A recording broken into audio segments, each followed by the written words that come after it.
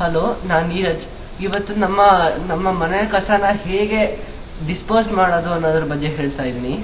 First of all ಹೇಳಬೇಕು ಅಂದರೆ ನಮ್ಮನೆ ಆರ್ಗ್ಯಾನಿಕ್ ವೇಸ್ಟ್ ಏನಿದೆ, ಸಿಪ್ಪೆ ಆಗಿರ್ಬೋದು, ಇನ್ನಿತರ ಬಯೋಡಿಗ್ರೇಡಬಲ್ ವೇಸ್ಟ್ನ ಪ್ಲಾಸ್ಟಿಕ್ ಜೊತೆ ಬಿಸಾಕ್ತಾ ಇದ್ದೀವಿ. And it is highly polluting.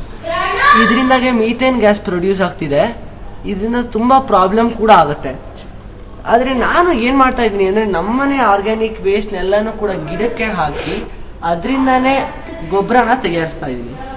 ಇದರೊಳಗೆ ನಾನು ಕೆಲವು ಸ್ಟೆಪ್ಸ್ ಇದೆ, ಆ ಸ್ಟೆಪ್ಸ್ನ ಫಾಲೋ ಮಾಡ್ತೀನಿ, ದಯವಿಟ್ಟು ನೋಡಿ. ನಾನು ಒಂದು ಪ್ಲಾಸ್ಟಿಕ್ ಕವರ್ನ ತೊಗೊಂಡಿದ್ದೀನಿ.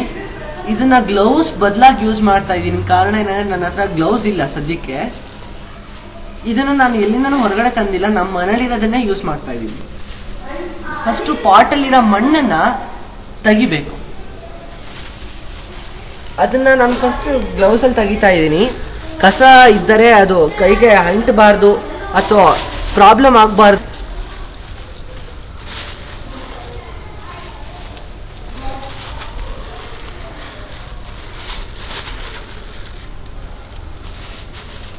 ಕಸ ಇಲ್ಲ ಅಂತ ಗೊತ್ತಾದ್ಮೇಲೆ ಮತ್ತೆ ನಾವು ಇದರ ಕೈಯಲ್ಲೇ ಮಾಡ್ಬೋದು.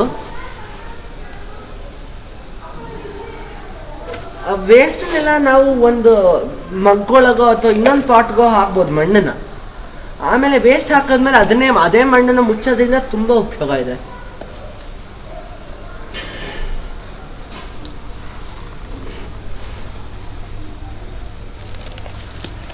ಇದು ನಾನು ಲಾಸ್ಟ್ ಟೈಮ್ ಗೊಬ್ಬರ ಮಾಡಿದಾಗ ಬಂದಿದ್ದು. ಇದು ಇನ್ನೂ ಕೂಡ ಆಗಿಲ್ಲ. ಇದು ಸುಮಾರು 3-4 ತಿಂಗಳ ಹಿಂದೆ ಇದೇ ಪಾಟಲ್ಲೇ ಮಾಡಿದ್ದೆ. ಇದೇ ತರ ಆ ಎಕ್ಸ್ಪೆರಿಮೆಂಟ್ ಸಕ್ಸಸ್ಫುಲ್ ಆಗಿತ್ತು. ಹಿಂಗೆ ಕೆತ್ತಾ ಹೋಗ್ತಾ ಇದ್ದೀನಿ ನಾನು. ಇದರಿಂದ ಉಪಯೋಗ ಏನಂದ್ರೆ ಬರೀ ನಮ್ಮ ಮನೆ ವೇಸ್ಟ್ ಡಿಸ್ಪೋಸ್ ಆಗೋದೇ ಅಷ್ಟೇ ಅಲ್ಲ, ಇದರೊಳಗೆ ಅರ್ಥವಾಮ್ಸ್ ಬೆಳೆಯುತ್ತೆ. ಅರ್ಥವಾಮ್ಸ್ ಬೆಳೆಯೋದ್ರಿಂದ ಮತ್ತೆ ನಮ್ಮ ಪಾಟಲ್ಲಿರೋ ಫರ್ಟಿಲಿಟಿ ಇಂಪ್ರೂವ್ ಆಗ್ತಾ ಹೋಗುತ್ತೆ. ಇವಾಗ ನಾನು ಅದೇ ಮಾಡಿರೋದು. ನಮ್ಮ ಮನೆಯಲ್ಲಿ ಇವಾಗ ಪ್ರತಿಯೊಂದು ಪಾಟಲ್ಲೂ ಏನಿಲ್ಲ ಅಂದ್ರೆ ಒಂದು 10ರಿಂದ 20 ಅರ್ಥವಾಮ್ ಕಾಣಿಸ್ತಿದೆ, ಎರೆಹುಳ. ಕಾರಣ ಏನಂದ್ರೆ ನಮ್ಮ ಮನೇಲಿರೋ ಗಲೀಜು, ಕಸ, ಸಿಪ್ಪೆಗಳು, ಇನ್ನಿತರ ವೇಸ್ಟ್ನೆಲ್ಲ ಹಾಕ್ತಾ ಇದ್ದೀನಿ. ಇದರಿಂದ ನಾನು ತುಂಬಾ ಉಪಯೋಗವನ್ನು ಪಡ್ಕೊಂಡಿದ್ದೀನಿ. ಅಷ್ಟೇ ಅಲ್ಲ, ಇದು ನೇಚರ್ಗೂ ಬಹಳ ಉಪಯೋಗ ಆಗುತ್ತೆ.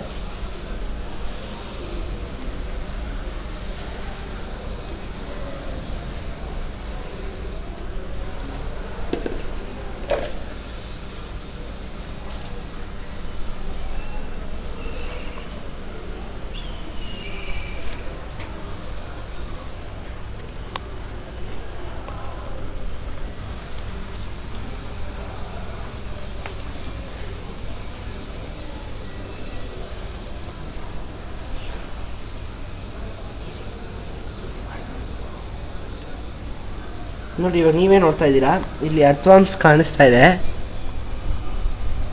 ಇದೇ ತರ ಸುಮಾರು ತುಂಬಾ ಬರ್ತಿದೆ. ಇದಿನ್ನೂ ಕೂಡ ಚಿಕ್ಕದು, ತುಂಬಾ ದೊಡ್ಡದು ಕೂಡ ಕಾಣಿಸ್ತಿದೆ. ನೋಡಿ, ದೊಡ್ಡ ಮನೆಯಲ್ಲಿ ಕಾಂಪೋಸ್ಟ್ ಪಿಟ್ ಇಟ್ಕೊಂಡಿರ್ತಾರೆ. ಆದ್ರೆ ನನಗೆ ನಮ್ಮನೆ ಕಾಂಪೋಸ್ಟ್ ಪಿಟ್ ಮಾಡೋಕ್ಕಾಗಲ್ಲ, ಯಾಕಂದ್ರೆ ನಾವು ಅಪಾರ್ಟ್ಮೆಂಟ್ ಅಲ್ಲಿ ಇದೀವಿ. ಆದ್ರೂ ಕೂಡ ತುಂಬಾ ನಮ್ಮ ಇರೋ ಜಾಗದಲ್ಲೆಲ್ಲೇ ನಾವು ಯೂಸ್ ಮಾಡ್ಕೊಂಡು ಈ ತರ ಎಲ್ಲ ಮಾಡ್ಬೋದು. ನೋಡಿ, ಇವಾಗ ಇನ್ನೊಂದು ಅರ್ಥವಾಮ್ಸ್ ಕಾಣಿಸ್ತಾ ಇದೆ ನಿಮ್ಗೆ.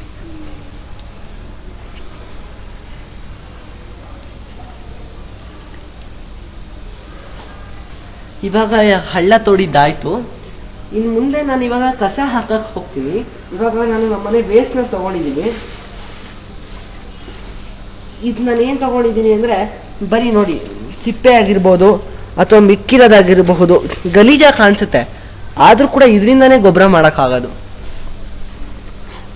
ಇದನ್ನ ನಾನು ಸುರಿತಾ ಇದ್ದೀನಿ ಇವಾಗ. ಮೊದಲು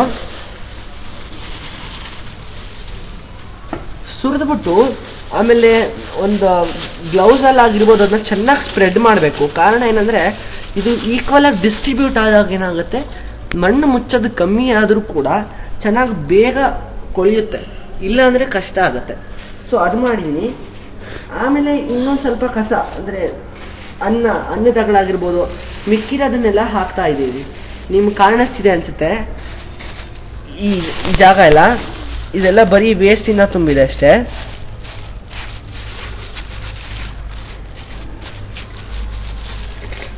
ಇದ್ರ ಮೇಲ್ಗಡೆ ನಾವು ಮೊದಲು ಮಣ್ಣು ಮುಚ್ಚಕ್ಕಿಂತ ಮುಂಚೆ ಬೇಕಾದ್ರೆ ಡಿಗ್ರೇಡೇಷನ್ಗೆ ಹೆಲ್ಪ್ ಆಗುತ್ತೆ ಅಥವಾ ಬ್ಯಾಕ್ಟೀರಿಯಾ ಬೆಳೆಯಕ್ಕೆ ಬಿಡುತ್ತೆ, ಅದನ್ನೆಲ್ಲ ಯೂಸ್ ಮಾಡಬಹುದು. ಇದು ತಂಗಿನ ನಾರು, ಇದನ್ನ ತಂಗಿನ ಹಾಳೆ ಅಂತಾನೂ ಕರೀತಾರೆ. ಮರದ ಮೇಲ್ಗಡೆ ಇದು ತಂಗಿನಕಾಯಿ ಏನ್ ಬಿಡುತ್ತೆ ಅದರ ಪಕ್ಕದಲ್ಲಿರುತ್ತೆ. ನಿಮ್ಗೆ ಇದು ಸಿಗ್ಲಿಲ್ಲ ಅಂದ್ರೂ ಪರವಾಗಿಲ್ಲ, ತಂಗಿನಕಾಯಿನ ಸುಲಿಬೇಕಾದ್ರೆ ನಾರು ಬರುತ್ತಲ್ಲ, ನಾರನ್ನು ಹಾಕೊಬಹುದು. ತಂಗಿನ ನಾರು ಹಾಕೋ ಉಪಯೋಗ ಏನಂದ್ರೆ ಅದು ನೀರ್ ಹೀರ್ಕೊಳ್ಳುತ್ತೆ. ಇದರಿಂದಾಗಿ ಗಿಡಕ್ಕೆ ಜಾಸ್ತಿ ನೀರ್ ಬೇಕಾಗಲ್ಲ. ಅಷ್ಟೇ ಅಲ್ಲದೆ ಇದು ಕೊಳಿಯಕ್ಕೆ ಉಪಯೋಗಕಾರಿನೂ ಆಗುತ್ತೆ. ಯಾಕಂದ್ರೆ ಕೊಳಿಬೇಕಾದ್ರೆ ಅದಕ್ಕೆ ಬಹಳ ನೀರ್ ಬೇಕಾಗುತ್ತೆ. ಕೆಲವು ಸರಿ ಇದಕ್ಕೆ ಪ್ರತಿ ಸರಿ ನೀರ್ ಬೇಕಾಗುತ್ತೆ. ಎರೆಹುಳ ಇದ್ದಾಗಂತೂ ನೀರ್ ಇರ್ಲೇಬೇಕು, ಇಲ್ಲಾಂದ್ರೆ ಎರೆಹುಳ ಸತ್ತೋಗೋ ಚಾನ್ಸಸ್ ತುಂಬಾ ಇರುತ್ತೆ. ಇವಾಗ ನಾನು ಇದ್ದ ಕಟ್ ಮಾಡ್ಕೊಂಡಿರೋ ಕೆಲವು ಪೀಸಸ್ ಇದೆ, ಚಿಕ್ಕ ಚಿಕ್ಕದಾಗಿ ಇದನ್ನೇ ಪೀಸ್ ಮಾಡ್ಕೊಂಡಿದೀನಿ. ಇಲ್ಲಿ ನೋಡಿ ಕೆಲವು ಪೀಸಸ್ ಇದೆ. ಇದನ್ನ ನಾವು ಚಾಕುನಲ್ಲೂ ಕಟ್ ಮಾಡಬಹುದು. ಇದನ್ನ ನಾನು ಇವಾಗ ಒಂದಾದ್ಮೇಲೆ ನಾನು ಹಾಸ್ತಾ ಹೋಗ್ತೀನಿ, ಒಂದ್ರ ಪಕ್ಕ ಒಂದು. ಇದು ಸಿಗ್ಲಿಲ್ಲ ಅಂದ್ರೂ ಕೂಡ ಏನು ತಪ್ಪಿಲ್ಲ, ಹಂಗೇನು ಆಗುತ್ತೆ. ಆದ್ರೆ ನಾನು ಮಾಡೋ ಉಪಯೋಗ ಏನಂದ್ರೆ, ನಾವು ಎಷ್ಟೇ ಗಿಡ ಬೆಳೆಸಿದ್ರು ಕೂಡ ಅದಕ್ಕೆ ಆದಷ್ಟು ಕಮ್ಮಿ ನೀರು ಹಾಕಿ ಚೆನ್ನಾಗಿ ಬೆಳ್ಕೊಳ್ಳೋಂಗ್ ನೋಡ್ಬೇಕು. ಇವಾಗ ನಾನು ಮತ್ತೆ ಮಣ್ಣು ಸುರಿತಾ ಇದ್ದೀನಿ.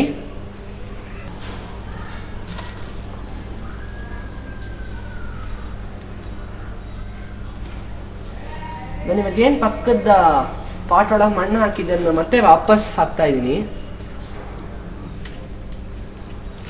ಮೊದ್ಲು ತುಂಬಾ ಮಣ್ಣು ಹಿಡಿಯಲ್ಲ, ಆದ್ರೆ ಕಸ ಒಳಗಡೆ ಹೋಗ್ತಿದ್ದಂಗೆ ತುಂಬಾ ಮಣ್ಣಾಗುತ್ತೆ. ನಾವು ಎಷ್ಟು ಮಣ್ಣು ತೆಗ್ದಿದ್ವಿ ಅಷ್ಟು ಮಣ್ಣನ್ನು ಕೂಡ ಕೆಲವು ಸಾರಿ ಒಳಗಡೆ ಹೋಗುತ್ತೆ. ಅದನ್ನ ನಾವು ಗಮನ ಇಟ್ಕೊಂಡಿರ್ಬೇಕು, ಆ ಮಣ್ಣನ್ನು ಬಿಸಾಕ್ಬಾರದು.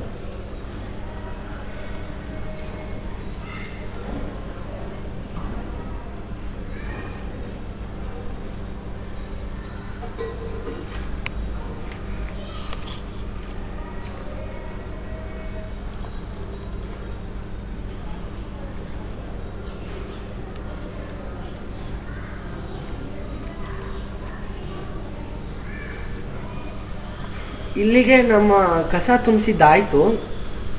ಇದನ್ನ ಬರೀ ಪಾಟಲ್ ಮಾತ್ರ ಅಲ್ಲ, ಇದು ನೆಲದ ಮೇಲೆ ಮಾಡೋದಕ್ಕೆ ತುಂಬಾ ಸೂಕ್ತ ಆಗಿರುತ್ತೆ. ಯಾಕಂದ್ರೆ ನೆಲದ ಮೇಲೆ ತುಂಬಾ ಜಾಗ ಇರುತ್ತೆ, ಆಮೇಲೆ ಆಳಕ್ಕೆ ಹೋಗ್ಬೋದು.